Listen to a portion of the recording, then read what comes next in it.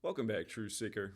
In the news, January 16th, 2025, Israel and Hamas agreed to a 42-day ceasefire in exchange for 33 hostages. And that means little children, like the one right next to me, won't have to have bombs dropped on their head by the Israelis, bombs paid for by U.S. taxpayer dollars. And notice how it's news by the numbers. Of course, Hamas equates to 42, as does Zionism, as does war, as does Jesuit, as does Freemason.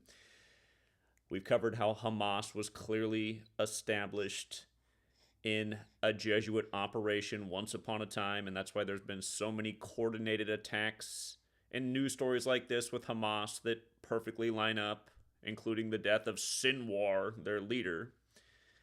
And if you're new here, the four base ciphers of the English language are the alphabetic order, the reverse alphabetic order, and both orders with numerology applying.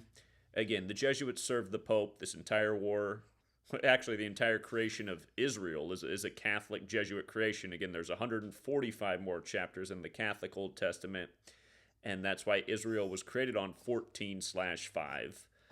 David Ben-Gurion also equals 145. Again, you learn this Kabbalistic code of letters and numbers. You see through what's going on all across the world for now centuries, since the establishment of the Jesuits in the 16th century, who gave us the calendar that says this news comes on January 16th, 2025. Anyhow, today is 30 days after the Pope's birthday. Hamas also equates to 30, like hostage. Run it in reverse, hostages 33. Again, we got 33 freed hostages and a 42-day ceasefire. And, of course, these numbers are highly Masonic as well. They're highly biblical. Again, the New Testament begins with the 42 generations to Jesus. You go on and on and on about where these numbers come from, but they're very repetitive. And if you pay attention to the news, it is news by the numbers all day, every day. The Pope's birthday is December 17th, the first day of Saturnalia. So obviously 14 days left in the year. The ceasefire comes on the 16th. So yes, 30 days after the Pope's birthday. 33 hostages, 42 days. It's also on the 16th of the month, for the record. If you spell out 16 as a word, it even equals 33.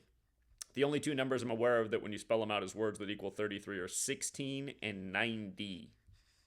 So it's not that common. But on the 16th, 33 hostages.